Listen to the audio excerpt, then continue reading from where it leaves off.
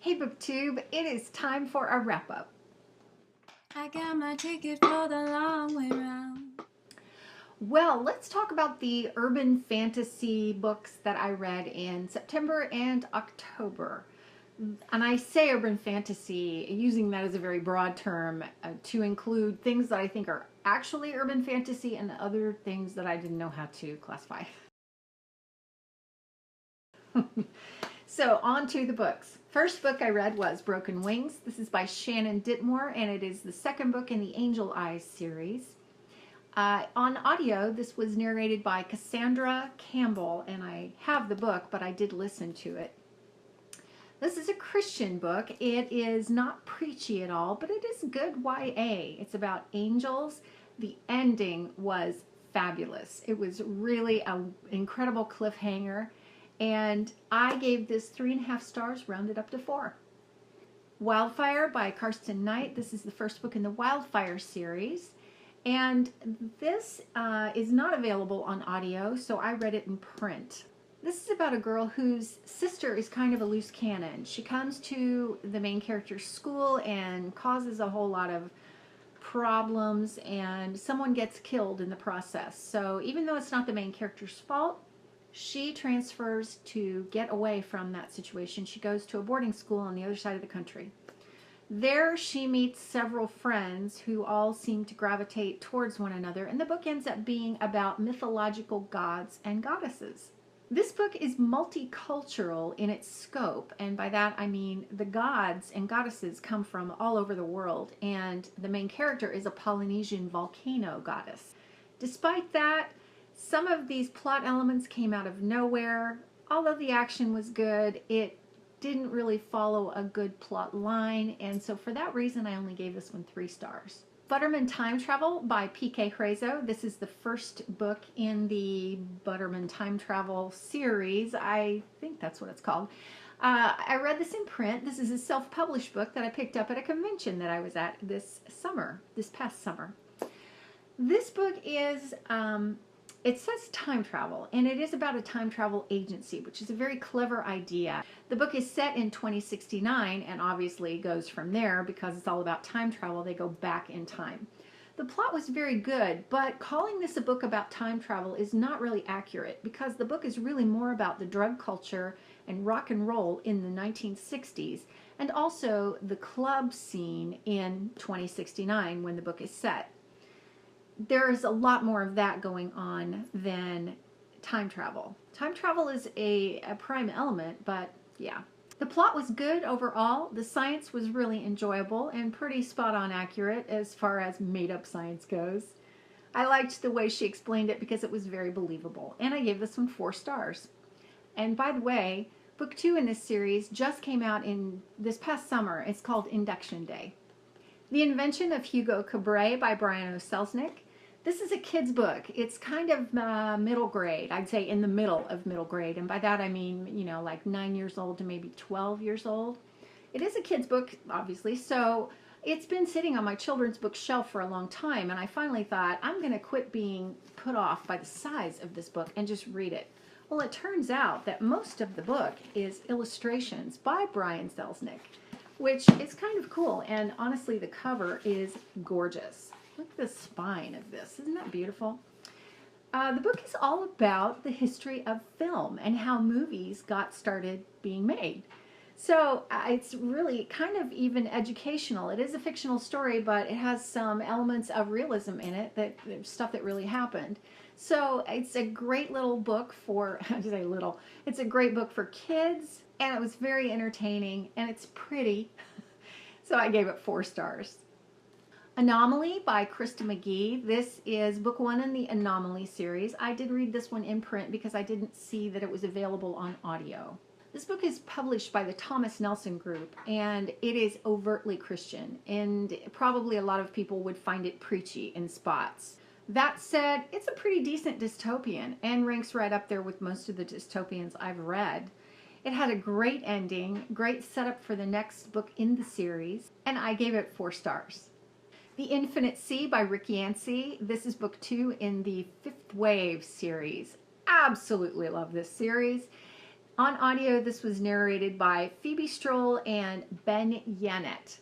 And I listened to it on audio, and then I later bought the book. The characters in this book are very well developed, and the best thing about it is the mystery. Because you constantly are asking yourself, what is going on? Who are the bad guys? Where did they come from? Who are the good guys? Who do you believe? I think that's the real strength of this book. And I kind of have a bias because it's set near my hometown. I really liked this one, and I gave it 5 stars. 3 by Kristen Simmons. This is the 3rd book in the Article 5 series. It was narrated on audio by Jenny Ikeda. I loved this book. I thought it was an incredible ending to this dystopian series. And the book is all about articles which have replaced the U.S. Bill of Rights.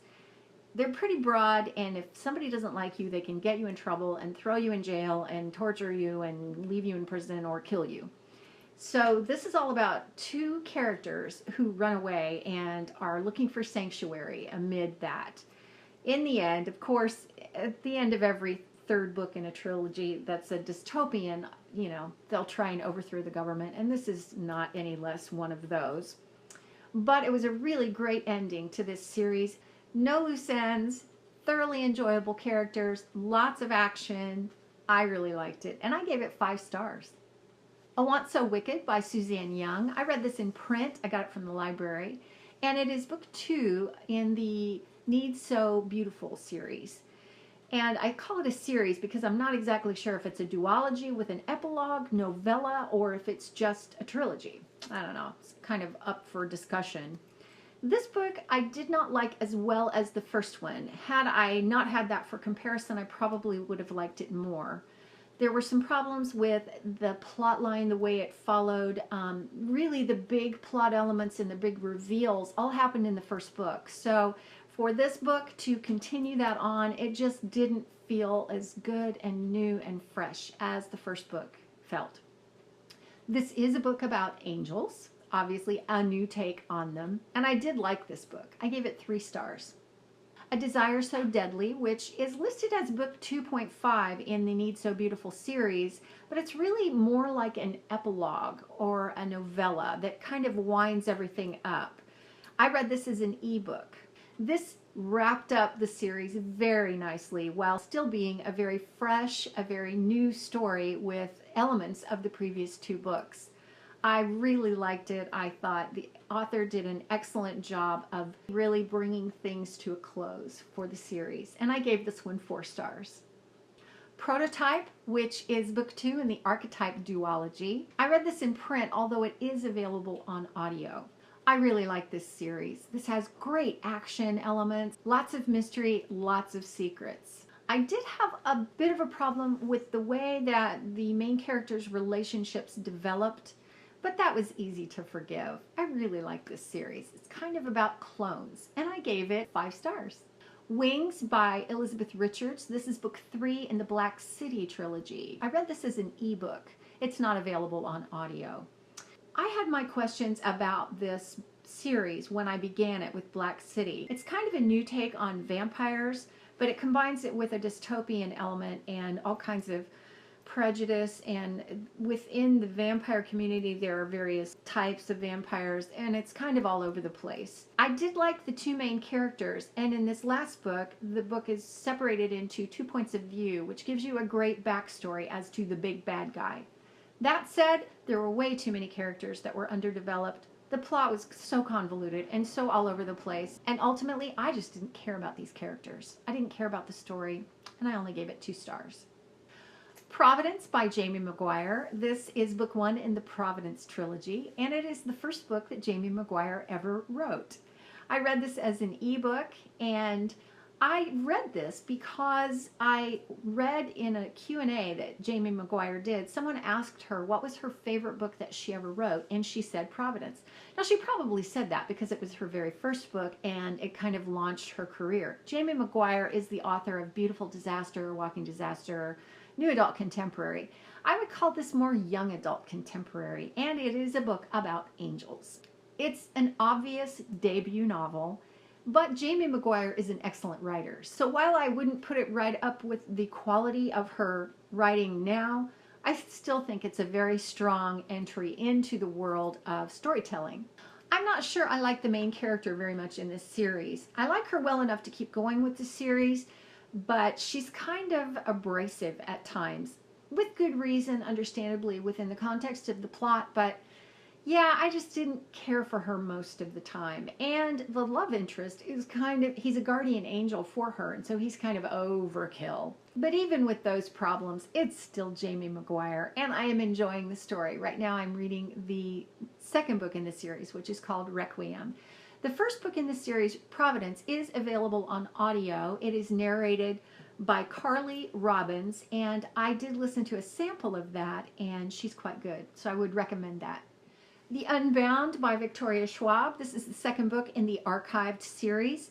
I don't know if there are going to be more books in this series because apparently there was really not enough response from the reading community, and the publisher wasn't sure that they were going to fund another book. At least that's what I read from Victoria Schwab. But I really hope there are more books in this series because I really enjoyed this one. I read this in print. It's not available on audio. And it is just a continuation of the story that started in Archived, where Mackenzie, our main character, is a keeper. And by that I mean she patrols the corridor between our world and the world of the Archive. And the Archive is like a great big library that keeps the histories of people who have died. This is a very clever, innovative story with a lot of action. And moreover, I really liked the characters in this story. I think I may have even liked this a little better than the Archived, and I gave it 4 stars. Alice in Zombieland. This is by Gena Showalter, and it is the first book in the White Rabbit Chronicles. I listened to this on audio as narrated by Natalie Gold. I'm not sure I love Natalie Gold, but I think she's okay for this series. I have some problems with her as a narrator in terms of her voice, but I think she does a lot of good dramatization and gives the characters a lot of good voices. This is just fun YA.